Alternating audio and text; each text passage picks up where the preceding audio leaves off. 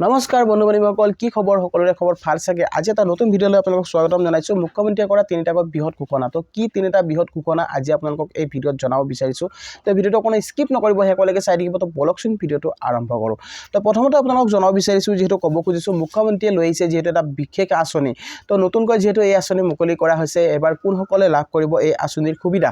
যিহেতু কোৱা হৈছে যে মুখ্যমন্ত্ৰী নিযুত মইনা, যিটো আপোনালোকক কোৱা হৈছে মুখ্যমন্ত্ৰী নিযুত মইনা নামেৰে এটা আঁচনি মুকলি কৰা হৈছে। এই আঁচনিত বহুসকল ছাত্ৰীয়ে যিহেতু উপকৃত হ'ব।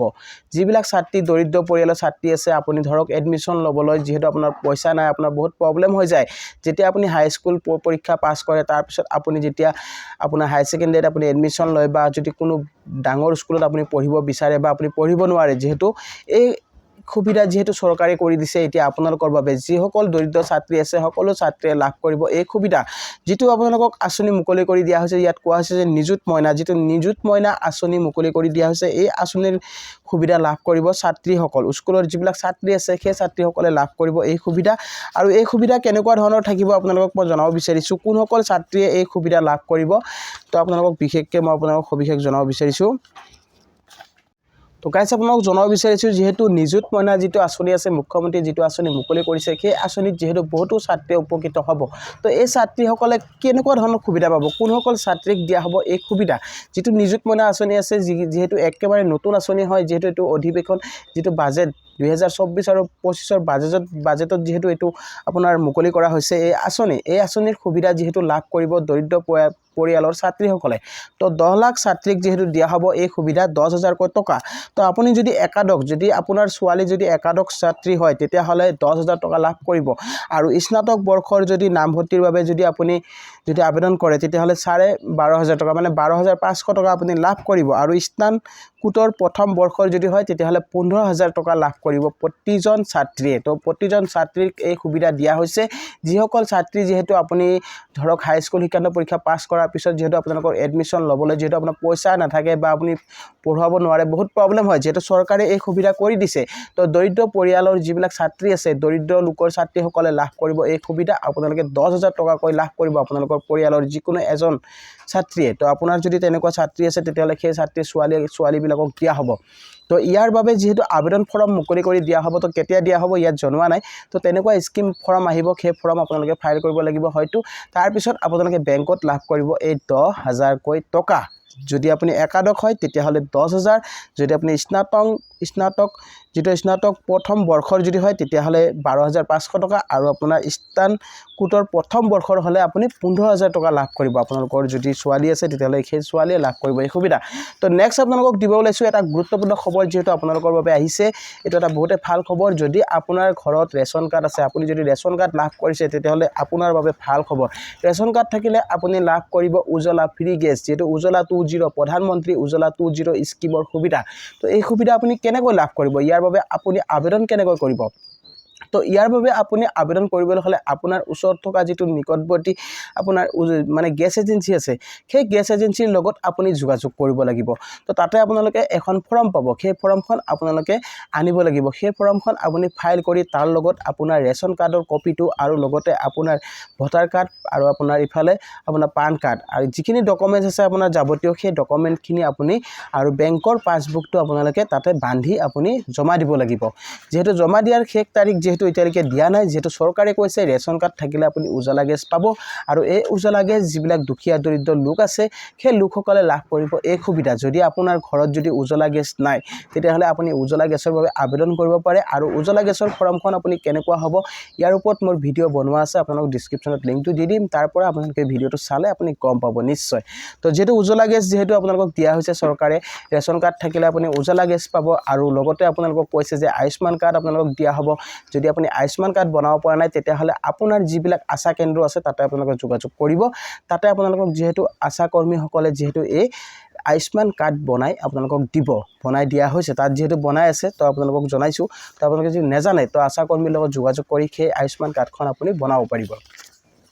তো নেক্সট আপোনালোকক জনাব বিচাৰিছোঁ আজি যিহেতু লাষ্ট ডেট, আজি আপোনালোকৰ শেষ দিন, আজিৰ দিনটোৰ ভিতৰত আপুনি যদি নকৰে এই সুবিধা, এই কাম যদি আপুনি নকৰে এই বিশেষ কাম, তেতিয়াহ'লে কিন্তু আপুনি আৰু লাভ নকৰে PM কিষাণৰ কিস্তি। তো কৃষকসকলক ক'ব খুজিছোঁ, যিবিলাক কৃষক আছে, যিবিলাক দৰিদ্ৰ পৰিয়ালৰ কৃষক আছে, সকলো কৃষকক যিহেতু কোৱা হৈছে, তো এতিয়া যিহেতু দেখিবলৈ পোৱা যায় বহুতো কৃষকৰ এনেকুৱা হৈছে আপোনাৰ EKYC প্ৰব্লেম হৈ আছে। তো বহুতো কৃষকৰ আপোনালোকে আপোনাৰ যিটো ষ্টেটাছ আছে সেই ষ্টেটাছটো আপুনি চেক কৰি চাব এবাৰ। আপুনি যদি PM কিষাণৰ যদি আপুনি হিতাধিকাৰী হয়, যদি আপুনি এজন যোগ্য হিতাধিকাৰী হয়, আপুনি প্ৰত্যেক মাহে আপুনি যিটো 4 মাহৰ মূৰত আপোনাক কিস্তিটো দিয়া হয় 2000কৈ টকা, যদি আপুনি 2000কৈ টকা যদি আপুনি লাভ কৰি আছে বা আপুনি 2 মাহ হ'ল বা 2টা কিস্তি বা এটা কিস্তি আপুনি পোৱা নাই, যিহেতু 14 নং কিস্তি পোৱা নাই বা 15 নং কিস্তি যদি আপুনি পোৱা নাই, তেতিয়াহ'লে আপুনি আপোনাৰ ষ্টেটাছটো এবাৰ চেক কৰক। আপোনাৰ যিটো ষ্টেটাছ আপুনি চেক কৰিবলৈ হ'লে আপোনাৰ যিটো PM কিষাণ ৱেবছাইট আছে সেই ৱেবছাইটত আপুনি যাব লাগিব।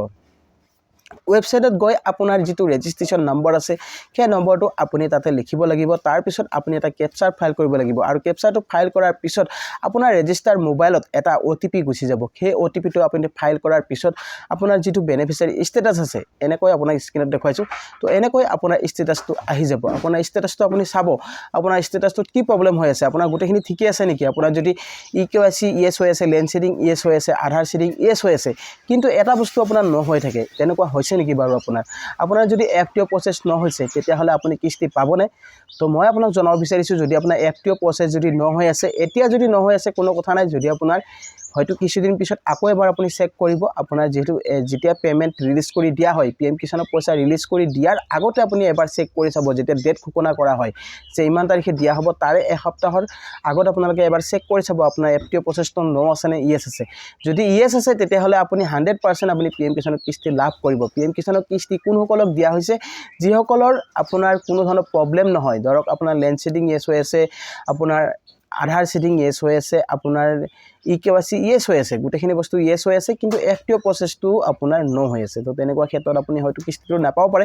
কিন্তু আপোনালোকৰ যদি তেনেকুৱা সমস্যাটো হৈ আছে, এতিয়াও যদি আপোনাৰ FTO প্ৰচেছটো ন দেখাই আছে, তো আপুনি এটা কাম কৰিব লাগিব, আপোনাৰ যিটো PM কিষাণ যিটো আপোনাৰ এগ্ৰিকালচাৰ অফিচ আছে, আপোনাৰ ওচৰত থকা যিটো এগ্ৰিকালচাৰ অফিচ আছে, তাতে আপোনালোকে এবাৰ যোগাযোগ কৰিব আৰু তেখেতসকলক ক'ব যে ছাৰ মোৰ গোটেইখিনি বস্তু ঠিকে আছে, কিন্তু মোৰ FTO প্ৰচেছটো ন হৈ আছে, তো কিহৰ বাবে হৈছে সেই বস্তুটো।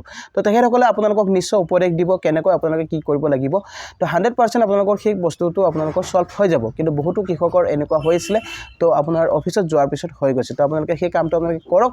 আৰু আপোনালোকক যিহেতু কোৱা হৈছে যে 12 তাৰিখৰ পৰা 21 তাৰিখলৈ আপোনালোকক লাষ্ট ডেট দিয়া হৈছে, তো সেই লাষ্ট ডেটটো আপোনালোকে সকলোৱে জানে, যিহেতু আপোনাক ছেচুৰেশ্যন কেম্পৰ সুবিধা কৰি দিয়া হৈছে, যিহেতু কেম্প খুলি দিয়া হোৱা নাই।